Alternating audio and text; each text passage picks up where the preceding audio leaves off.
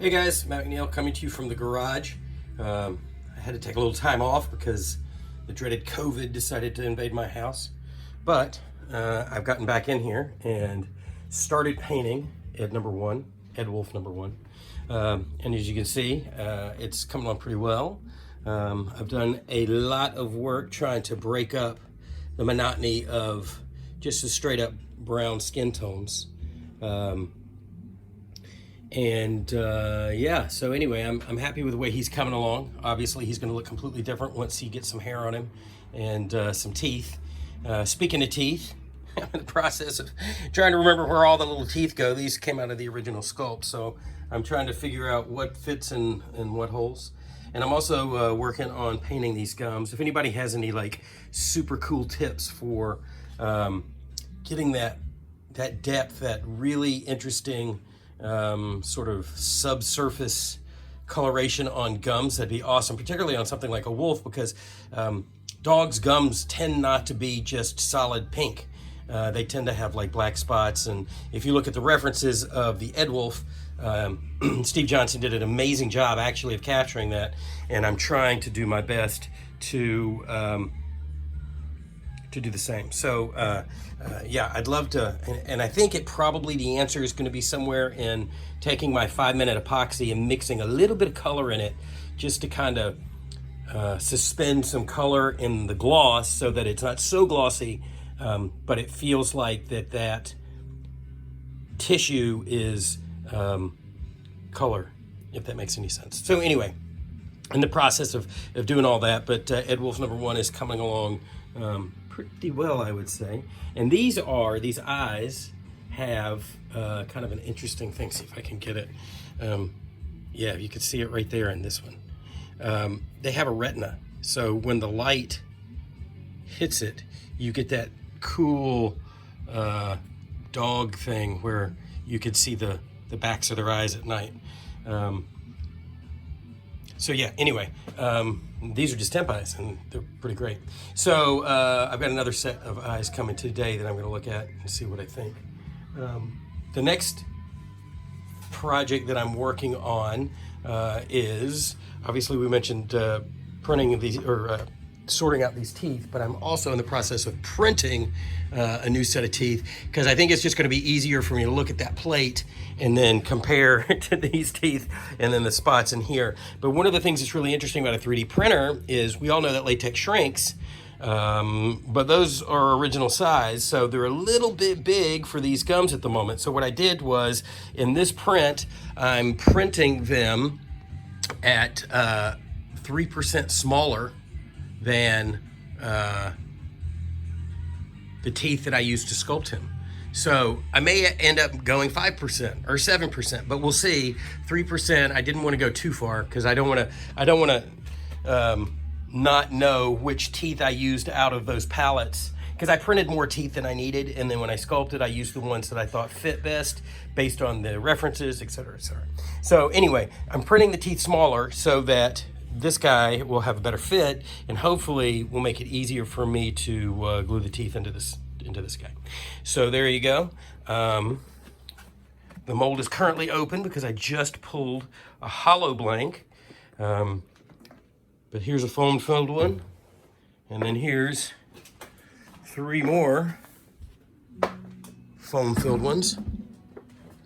And all of these, with the exception of 2, one of which actually is in my office. So right now I have 4, 5, 6, 7 pulls out of this mold so far.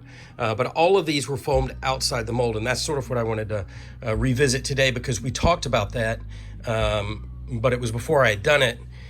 And I think I followed up with a picture saying that it was a success, but not only was it a success, but as you could see, like literally, I sculpted this thing and I couldn't tell you the difference between which ones of these were done in a mold and which ones were done in my little plaster jacket. So particularly if you have a complicated shape like these Ed Wolves, I would suggest doing it, because I think it saves a lot of wear and tear on this mold. I'm hoping, anyway, that's the idea. But let's talk about this real quick because it is working. When I cast it with room for these ears because these ears were long and I didn't want to have to like try to poke them in and then end up with one getting folded over or bent or something and then ultimately pulling it out and having the foam having failed. So I left spots on either side for his ears to stick out so that I could kind of monitor what's going on, and it also for ease of putting them in the mold and taking them out. That seems like it was a pretty good idea. And then the other thing that I wanted to mention was if you're using eye blanks, sometimes when you pull a hollow pull in particular from a mold that's using eye blanks, the latex where those blanks are will be thinner because it's not hydrocal or ultracal or some plaster stone that you're using to cast, because that resin that those eye blanks are made of does not leach the moisture away from this latex at the same rate or at all than something that's plaster. So you run the risk, and I'm going to stick you down in here. Hold on a second. You run the risk of tearing the back of your eye pocket because that latex is thinner. As you can see there, that one at the top of the screen is a little busted. So what I did is I took a set of eye blanks, which you should do anyway if you follow this process. You should have your blanks inside the eye pockets, whether it's inside the mold, and they would be because that's how you cast it, or if you're doing it this way, so that when that foam expands, that it does not collapse those pockets, because obviously that ruins or negates the reason that you use the eye blanks in the first place.